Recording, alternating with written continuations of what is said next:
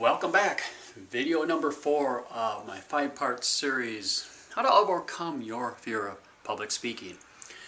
Up to this point, we've discussed preparation, organization, your rehearsal, and now we get to the venue, the day of, H hour if you want to call it that. Your arrival at the presentation point. You notice my key point here, arrive early. Not just be there, but be there early. At least 15 minutes early.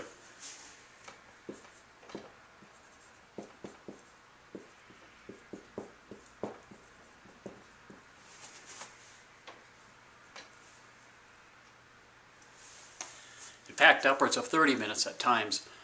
But the key is you don't want to, of course, wait till the last moment, or worse, be late. Always arrive early.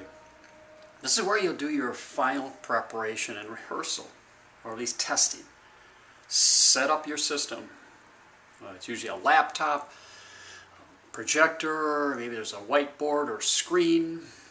You have your cords in place, any sort of visual aids.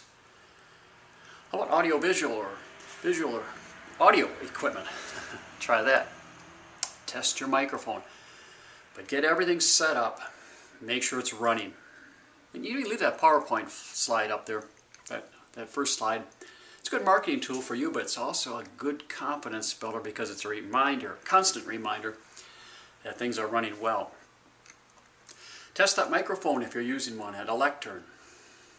What kind of range does it have? Do you have to be close, or can you be a ways away? You know? Some people like to walk around a little bit, move around a little bit while they're talking. But make sure you stay within that working range of that microphone. Always arrive early. Walk the route.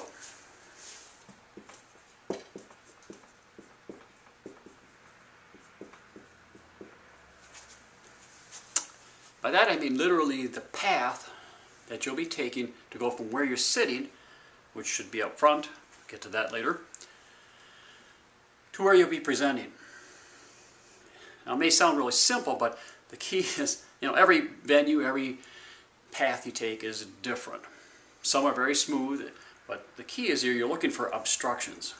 Could be power cords, a potted plant, maybe a pillar, anything that gets in the way of a smooth walk from where you're sitting to where you'll be. Just walk it a few times so you familiarize yourself with it. The other thing, listen for background noise. Perhaps the room next door has some presentation or choir practice. Well, you might not be able to do anything about it, but at least you can account for it. At least it won't be a surprise because you arrived early. So walk that route. Then, take a few moments to freshen up. Get down the hall, do your thing, and then look in the mirror, straighten up. But take a couple moments to freshen up. That'll take a load off one part of the body, which takes a load off the mind. But give you a chance to take a look in the mirror, see that you're all straightened up. Then get out there. Those extra minute or two you use for that are really important and powerful. Next, greet audience members.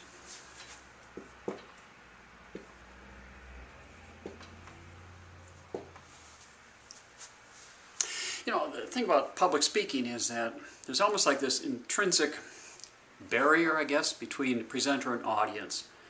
Of course, there shouldn't be. The audience is not hostile. They're contemporaries or peers, but just naturally there.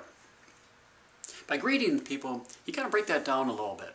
I mean, they are technically strangers in many cases, but by greeting them, talking with some of them, they almost become acquaintances. Just take a few moments to do that. Greet several. Get to know them a little bit. Perhaps you'll hear a story or an anecdote that you can incorporate in your presentation. Really powerful tool. Ask them a little bit about what their expectations are. What do you hope to learn? Is there anything any one important tool or bit of information that you hope to come away with? It may be intrinsic, inherent in your presentation, but perhaps there's a little something extra.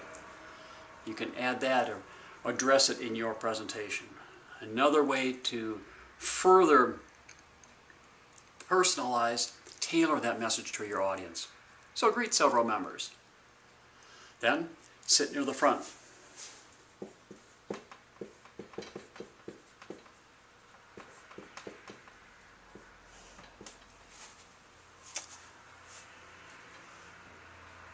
This has several benefits. First, if you're sitting to the back or at the back of the room, all you've seen are the backs of heads.